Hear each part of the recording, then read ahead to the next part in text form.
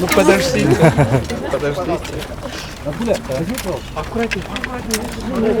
Подальше немножко, подальше, пожалуйста. Кандай келишиммен келдиңиз ушул тууралуу? Уважаемые урматтуу журналисттер, кымбаттуу мекендештерим,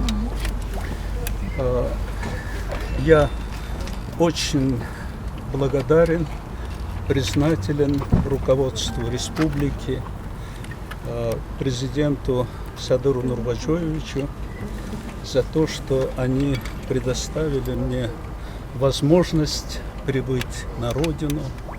Я приехал сотрудничать, помогать. Вы знаете, что ко мне есть претензии по проекту Кумтору. Кумтор строился при мне. Поэтому я желаю помочь следствию и дать показания. Вот, я благодарен председателю комитета безопасности. Здесь меня приняли радушием. Очень внимательное отношение было. Но, естественно, есть вопросы.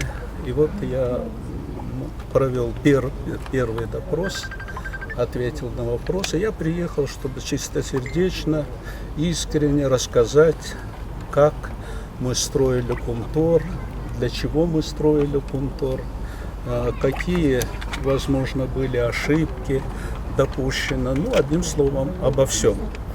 Но следствие будет продолжаться. Я только прилетел сегодня с самолета, только ознакомился с делом. Вот. Поэтому встречи здесь будут продолжены. И больше я сегодня сказать ничего вам не могу. Сказать только спасибо, что вы пришли. Вот, надеюсь, пришли поприветствовать меня.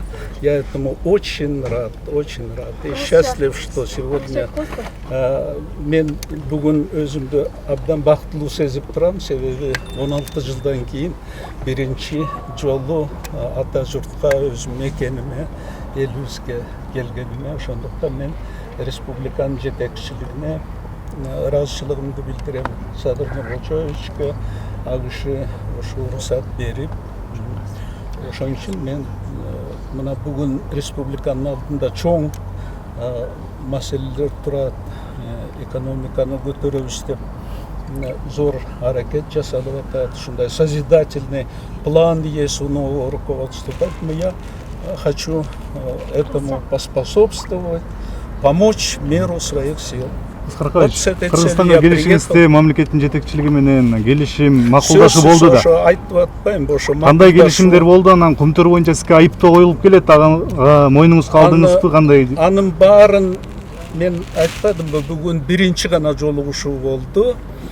Анан дагы иштейбиз, мен бир жумага келдим, ошон үчүн себеби чоң суроолор бар да, ошондуктан ошо жуманын ичинде иштейбиз. Мага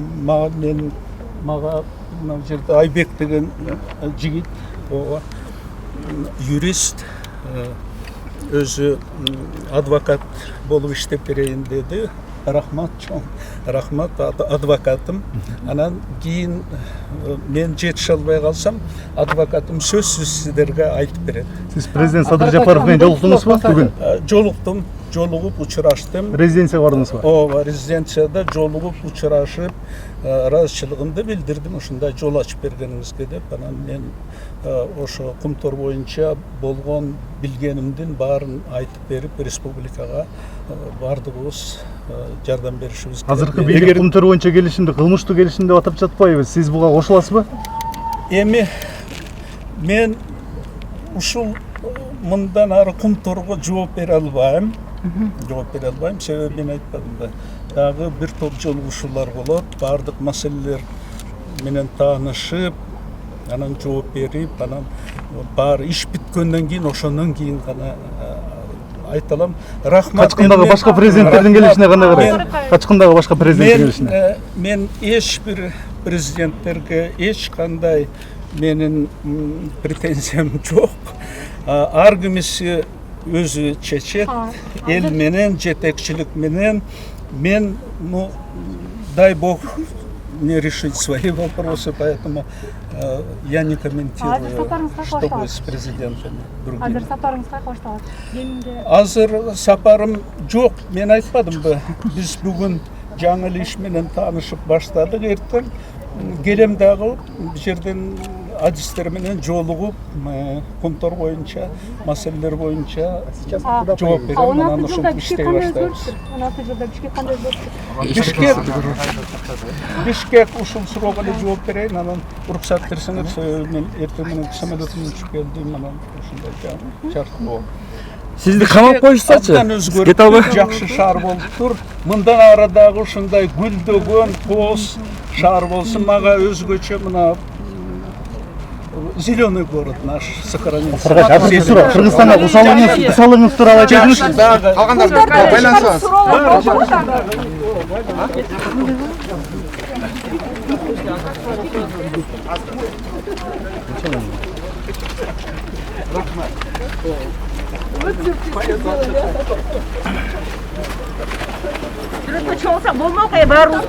Аскар Акаевич, журналистермен сөйтіп шықпайшы, Аскар Акаевич, по просьбе журналистов, давайте все сфотографируются.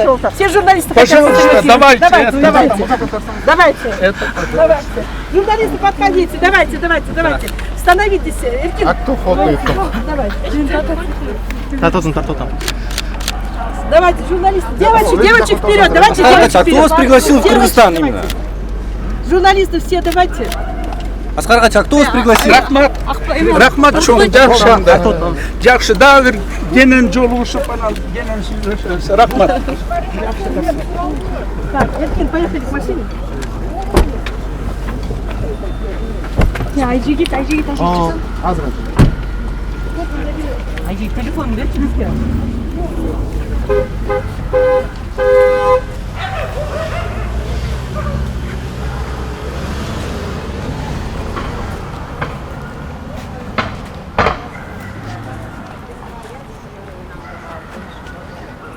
Ачык айкын суд процесси болуш керек. Ошо айта тургандан эл алдында айтылыш керек. Азыр бир топ баягы ушак айыңдар четке кагылат.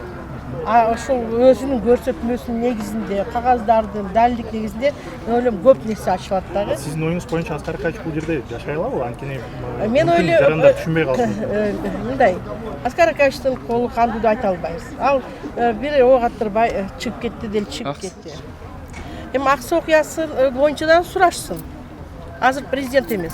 Любой окуяны сурап далилдеш керек. Далили жок, эч нерсе күнөө коюлбайт. Негизде бул Бакиевке кайра келүү, Баликиевдин келүүнө жол ачпайбы? Эми ага биз айта албайбыз, но Бакиев деле келип туруп анан сот алдында, сот процессин эл алдында актанам десе келсин. Но бирок ошо Аскар Акаевичтин бүгүн ушу чечкиндүү кабыл алганы айтып атпаймынбы? Тиякта бала чакасынын жүрөгү ооруп атат, бирок ушуну келишет, андан жакшы. Элге жакшы. Биздин кыргыз элине биринчи ажоосу кайрылып келгени бул жакшы бир нышан деп кетем. Ошону сактап калып, ынтымакка элди алып келиш бүгүн УКМКнын башчысы жана Садыр мырзанын мойнундагы түздөн түз жоопкерчилик. Алар гарантия берип алып келишти, камабайбыз. Жок, алар эми суракка деп суракка чакырттыр. Свидетель катары. Ага чейин, буга чейин айтып атышпады эле, Акаевдин убагында тонолуп кеткен, Кумтөр анан тиги деген сөздөр чыгып атпады эле. Ошону ушак айыңдар кетип атат да, анан суракка чакырылыптыр. Суракка келди. Бүгүн эртең бүрсүгүн сурак берет. Анан пока бул свидетель катары келип атат. Күбө катары чакырышып атат. Камап койсузачы? Эми камап койсо камалат да, анан эми ал уже убакыт көрсөтөт. Камалса дагы ачык айкын мүмкүнчүлүк берсин өзүн өзү коргогонго. Просто жанагыдай ар кандай доматтар менен кустурма кылабыз десе, мындай кустурмачылык Аскар Акаевич менен өтпөйт. Башка үй бүлө мүчөлөрү келүүгө даярбы? Ал жөнүндө айткан жокпу? Башка мүчөлөр баары эле келип кетип атат да. Башка мынакей Бермет келип кетти, Садат келип жүрөт, эже деле бир келип кеткендей дешип атат, но эми өзүм баа жолуга албай калдым. Баары эле келип кетип атат, баары запрети жок. Майрам Акаевдин да запрети жок, эч кимдин тыюусу жок. Кыздары бүт баары келип кетишип эле атат баары. Келиндери, бала чакасы, неберелери, единственное да баягы Айдарды алып келип бияка коебуз дегенде ошондо баягы макулчулук берилбей калды. эми ал жаткан жери жайлуу болсун. Демек азыр иш бир гана Кумтөр боюнча болуп атат, башка иштер эгерде эми мындай да любой процесс боюнча өзү келип өзү көрсөтмө бергени ошо далилдик базаны чогултканга эң керектүү нерсе. Даже ошо мынакей азыр ошондой кызымдыгы жок суракка алып неме кылса, анткени бул 70 жаштан ашып калган киши, жөнөкөй возрасттагы адам. Сурай бергиле, алып келип күнүгө сурайсыңар, бир жума сурайсыңарбы, 2 жума сурагыңарды бүтүрүп алгыла. Суракка келди өз эрки менен. Эч кандай орусча бияка жеткизген жок. Өз эрки менен үй бүлөсүн жанагы жалгыз баласы экөө ээрчишип келишиптир, бул абдан жакшы нерсе деп ойлойм.